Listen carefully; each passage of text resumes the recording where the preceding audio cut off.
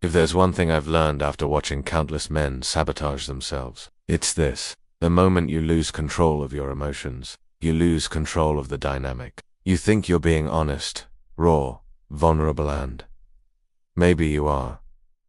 But to her, it's weakness, it's instability, it's noise, and nothing dries up attraction faster than a man who reacts like a child to the chaos around him. You've been taught the lie that expressing your emotions is the key to intimacy. That if you just open up more, cry more, share every anxious thought, she'll understand you, love you more, stay by your side. But here, that's the truth that no one dares say out loud. Women don't want a man who expresses every emotion. They want a man who masters them. By the end of this video, you'll know exactly how to become that man, the kind she respects, desires, and doesn't quite feel in control of. Let's rip the bandage off. Your emotions are your responsibility, not hers, not your mum's, not your friend's. Who feels deeply but lets nothing leak from his face unless he chooses to? It tells her, this man doesn't need me to be okay. And when you don't need her, that's when she wants you most. He's rare. And women can't stop thinking about him. Emotional control isn't about being dead inside. It's about being alive with discipline. You can feel anger and still respond calmly. Think again. They notice everything. They see when you flinch at their silence. They see when your thumb starts shaking before you hit send on that. Are you mad at me? Text. They see when your confidence cracks, the moment she acts distant for a day. And in that moment, they decide, is this a man who owns himself? Because let's be honest, most men are emotional slaves. Not to the woman but to their own untrained reactions. Or needs me to be okay. You think you're being loyal, passionate, deep, but in her eyes, you're just unstable. And that kills attraction. You want to reignite her desire. You want to be the guy she thinks about when she's alone in her room, replaying every moment you didn't chase her. Then learn to let her feel your presence, without giving her your reactions. Let her wonder, let her stew, let her test and get nothing back but that unshakable look in your eyes that says, I'm not here to prove anything. I'm here because I choose to be. And when you can look her dead in the eyes, walk away calmly, and never explain yourself, that's when she feels you the most. You can feel desire and still say no.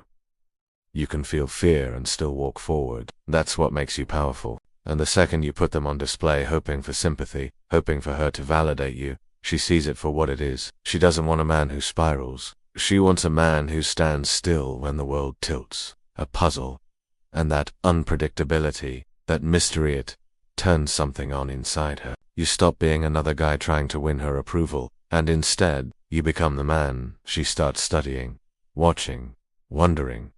Why isn't he reacting? What is he really feeling right now? And that's exactly where you want her curious, not comfortable. You become boring, predictable, safe. And safe men don't win desire, they win the friend zone. Because comfort breeds contempt in attraction. The moment she knows exactly how you'll react, exactly what you'll say when she pulls away, exactly how you'll beg when she threatens to leave, she stops needing to figure you out. But a man who has emotional control, he doesn't give her that safety. Not because he's playing games, but because his center of gravity is internal. He's not moved by her moods. He's not pulled into her emotional whirlwinds. He knows what he feels, but he doesn't feel the need to perform it for her approval. That's what makes him powerful.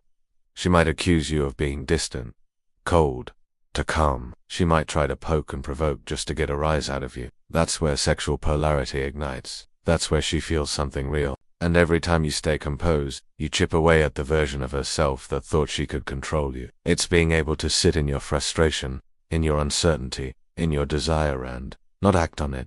It's not being cold.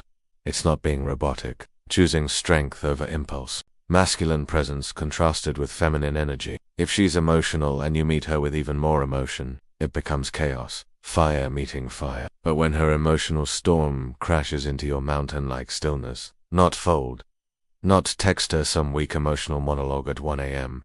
because you couldn't handle the silence. It's pausing, breathing. Let me tell you what emotional control really looks like. That's where stoicism comes in, not as a trend, but as a lifestyle. A man who follows stoic principles doesn't react to the world. When she pulls back and tests, you don't chase. He doesn't need to tell her he's calm, she feels it. in the way he walks. When she starts acting cold, don't match her mood like a mirror. And when she tries to bait you into drama, don't take the hook. Just stay grounded. Stay still. Let her feel the weight of your silence. Let her realize she doesn't control the emotional tempo you do. He shapes it, in the way he looks at her when she tries to provoke him, in the way he simply doesn't flinch. You want to be sexy to her. Stop giving her your emotional weather report. The guy who reacts quickly, he's easy to figure out, easy to manipulate, easy to throw off, but the man who doesn't flinch, that's why emotional control is so damn attractive. It signals strength. It signals dominance over self. When a woman can't read you like a children's book, you suddenly become a challenge. Here's the thing most men don't understand. Women crave polarity. And if you think women don't notice,